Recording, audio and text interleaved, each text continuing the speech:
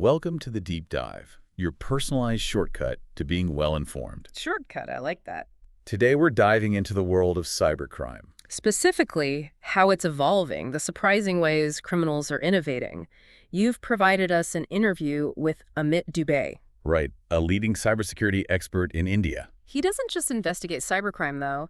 He helps recover stolen funds, advises high-profile individuals, corporations. He's seen it all. And some of his experiences, I gotta say, are mind-boggling. He's got a story about a simple game on a Nokia phone used to, get this, virtually surveil a woman's home. We'll also get into how sharing your Wi-Fi password, something we all do, Might be riskier than you think. and how even a tiny, harmless 1 rupee transaction could wipe out your bank account, And then there's the rise of digital arrests, this whole new type of scam. catching even tech-savvy people off guard. So Dubey starts the interview with a kidnapping scam back in 2011 in Paris. A woman gets a call, someone claiming her daughter's been kidnapped, demands ransom, pretty standard stuff. But there's a twist. The criminal knew things about the inside of her home, things he just shouldn't have known. Like what? The price of a painting in her bedroom, the type of flower pot in her drawing room. This level of surveillance was unheard of in the early 2010s. Yeah, the police were baffled. Couldn't find any cameras, listening devices, nothing. Dubey was working for Nokia at the time, got pulled into the case because, wouldn't you know it, the victim had a Nokia N96. And that's where a little bit of luck and sharp observation come into play. Exactly. The phone itself, totally clean. But at the airport, Dubey sees a kid playing a game. What game? True Fighter on, you guessed it, a Nokia. This game used the phone's camera, but here's the thing, it kept the camera constantly on.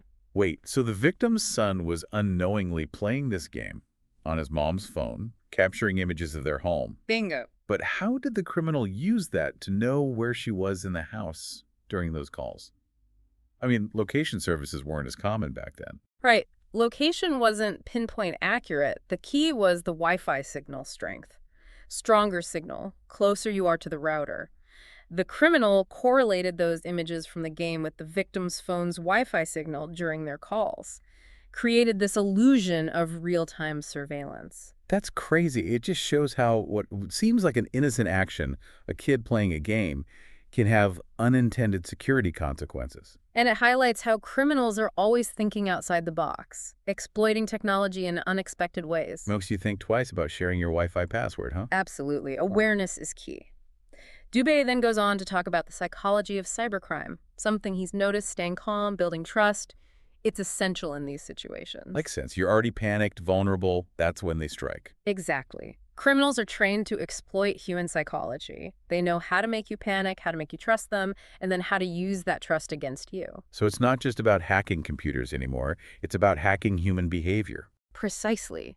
And it's not lone wolves operating in the shadows anymore. We're talking organized industry, specialized teams for everything. Data theft to phishing. There are even marketplaces where this data is bought and sold. Like a digital underworld mirroring traditional organized crime. Exactly. Dubey's point is cybercrime is an extension of real-world crime just happening in the digital space. He even uses his skills to solve real-world crimes. Murders, using digital clues, the whole 9 yards, the lines are blurring. Which means cybersecurity, it's everyone's concern, not just tech experts. Now, he brings up this concept, he calls it the win-one trap. This illustrates how criminals trick people, usually through seemingly small transactions, like 1 rupee. Harmless, right. Far from it. He gives an example, a hotel booking scam. Okay, I'm listening. Imagine finding this great deal on a hotel booking website, looks legit, but it's a fake. When you go to pay, there's an error. Then someone calls, posing as customer service. They ask for a screenshot of that error message. So you share it, thinking you're just helping. Meanwhile, in the background, the criminals already initiated a tiny 1 rupee transaction. The OTP they steal from your screenshot. It's not just confirming the transaction, it's authorizing access to your bank account. Wow. They're playing on our desire for a good deal, our tendency to trust what looks official. And our comfort with sharing OTPs. We do it all the time for online shopping. We don't always think about the context. Another scam he mentions, fake online taxi service. Classic phishing. Create a fake payment error, offer a refund.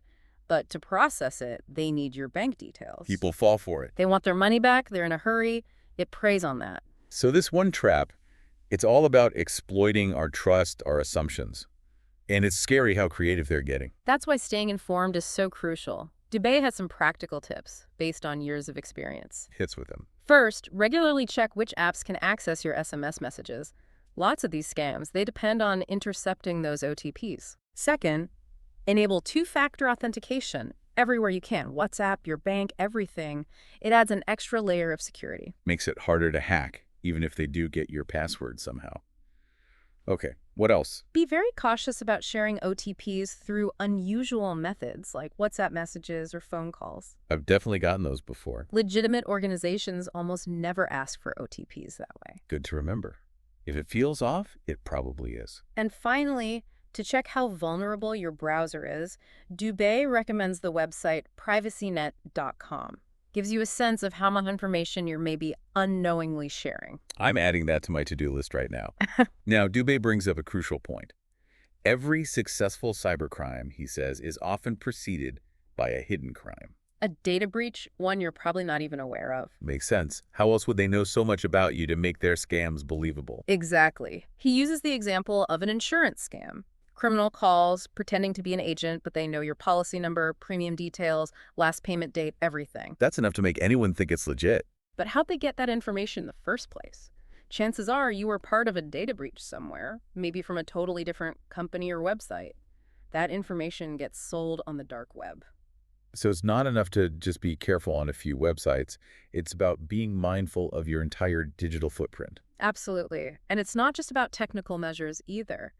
Dubey says a crucial element of staying safe online is trusting your intuition. Intuition. I mean, He compares it to how police officers are trained to spot deception. They spend years observing body language, picking up on subtle cues that indicate dishonesty. okay, I see where he's going with this. Just like those officers can sense when someone's lying, we should pay attention to our gut feeling when something's off online. Deal seems too good to be true, or someone's pushing you to share personal information. Trust your gut. Precisely. Criminals often prey on our emotions, fear, greed, urgency to manipulate us. Stay calm, stay collected. You'll avoid a lot of traps. That's good advice for life in general, not just online. He's got a point.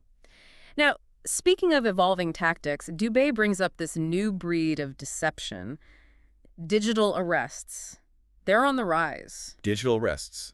Never heard of that. Elaborate schemes to convince you that you're under investigation by law enforcement. They use psychological pressure, sophisticated tactics to make it seem real. Like what kind of tactics? Fake warrants, impersonating authority figures, demanding security deposits to avoid arrest. They exploit your fear, your respect for authority. I can see how people would fall for that, especially if they're not tech savvy. It's not just about tech savvy, it's about being caught off guard. He tells a chilling story. A senior VP of a major Indian company What happened? lost 3.7 crore rupees to a digital arrest scam, led to believe he was under investigation for money laundering, pressured into transferring huge sums to a supposed secure government account. Wow. And I bet he wasn't the only one. Not by a long shot. Dubey mentions a lawyer who was manipulated into undressing on camera. You're kidding. Part of a supposed drug investigation. They claimed they had evidence needed to do a visual inspection. That's terrifying. The psychological pressure in these situations, it must be immense. Victims are caught off guard. They think they have no choice but to comply. And the criminals, they threaten dire consequences. So how do these scams typically start? Usually with a phone call, seems innocent enough. The criminal might pretend to be from a government agency, TRAI, the Telecom Regulatory Authority of India, or a courier company. Okay, so they establish some kind of legitimacy. Right. They might say there's an issue with your phone number, a package you're receiving, or that you're somehow implicated in an investigation. Anything to get you flustered, worried. Then what? They seamlessly transfer you to another criminal. Now this one's posing as a law enforcement officer. Stern voice, maybe even fake credentials, warrant numbers, legal jargon, threats. You don't cooperate, you'll be arrested, assets frozen, lengthy legal battle. Oh man, I'm already stressed just thinking about it. And then they say you have to stay on a video call, you're under digital arrest, must stay in front of the camera until the investigation is complete. And during that time? They extract more information, bank details, passwords, you name it. Victims, they're terrified, they comply with everything, even transferring money to a safe account. It's just awful. Yeah. And I bet a lot of victims don't even report it. Shame, fear of judgment, it all plays into the criminal's hands. Dubey says these digital arrest scams are getting more sophisticated all the time. Anyone can be a target. So it's important to remember, real law enforcement agencies, they rarely conduct investigations through phone calls or video chats. If you ever get a call like this, hang up, contact the agency directly through official channels, verify the information, don't just take their word for it. This has been really eye-opening, but also kind of scary. Cybercrime is clearly more sophisticated and widespread than most people realize. It is, but the good news is knowledge is power. By understanding the tactics, the psychology, we can all be more vigilant, protect ourselves and our loved ones. That's what this deep dive is all about, empowering you with information. We'll be back with more from Amit Dubey in Part 2. Until then, stay safe out there. Welcome back to the deep dive. Remember where we left off? Amit Dubey, our cybersecurity expert, he used to be a hacker. It's a pretty wild detail, right? Well, it makes you wonder what led him to that world in the first place. And more importantly, what made him switch sides, dedicate his life to fighting cybercrime. He mentions some incidents back in his IIT Kharagpur days that got him labeled a hacker. Doesn't go into specifics, though. But it's clear those early experiences, they shaped his view of the digital world. Then he talks about working for Samsung in Europe, chief security officer, high-ranking position. Sounds like a comfortable life. But something was missing. He was bored. That structure, that predictability of life in Europe just wasn't enough. He says he craved the challenges of India, that dynamic energy. Thrives on solving problems, navigating complex situations. He even compares the routine of life in Europe to the chaos of everyday life in India. But that chaos, he sees it as more fulfilling. He says in India, nothing is guaranteed. You never know what's going to throw a wrench in your plans. That unpredictability, a lot of people would hate it. But for him, it's what energizes him. So this brings us to a big turning point, his return to India. And his involvement with the National Investigation Agency, the NIA, goes from corporate security to assisting law enforcement on these complex cybercrime cases. Huge shift. He talks about setting up the NIA's first cybercrime lab. You can hear the excitement in his voice, using his skills to make a real difference. Sounds like he finally found a sense of purpose. But it wasn't all smooth sailing. Right, he faced pushback, even within the police force. He tells the story about offering to help with cybercrime cases, and they basically told him, we don't have much of a problem with that kind of crime. It's crazy to think how much things have changed. Now cybercrime is a major concern everywhere, and Dubey's expertise more in demand than ever. He says those early experiences, hacking, they gave him a unique advantage. Understanding the criminal mind, how they think. Allows him to anticipate their moves, develop countermeasures, like he's playing chess. Always a few steps ahead. Exactly. But his work goes way beyond just solving cases. Right, he's become this vocal advocate for cybersecurity awareness, educating individuals, corporations, everyone. Workshops, interviews, contributes to policy development. He sees himself as more than just an investigator. Like a teacher, almost. A mentor, trying to make the digital world safer. His story is a powerful reminder people can change. Even those who made mistakes in the past, they can use their experiences for good. It's about judging people not on their past, but their present contributions. His journey, hacker to cybercrime fighter, it's a story of redemption, resilience, finding your purpose. Absolutely. Now, there's another interesting thing about his work, how he gets paid. He doesn't charge police departments for his help with investigations. That's a pretty big statement, considering how sought after he is. He does it for two reasons. First, he believes the police. They often lack the budget to afford his services. But he's committed to supporting their efforts regardless. Shows real dedication. What's the second reason? It lets him maintain his credibility, his independence. If you are financially dependent on the police, it could compromise his ability to speak freely. Exactly. He can speak his mind, advocate for what he believes is right without worrying about upsetting those who pay his bills. So he's not working for free, just not for the police. Right. He makes his living through corporate consulting, content development, royalties from his books, media adaptations. He even jokes that he charges corporations way more than he would the police to make up for it. Smart move. By building a strong reputation in law enforcement, he becomes even more desirable to corporations. Win-win.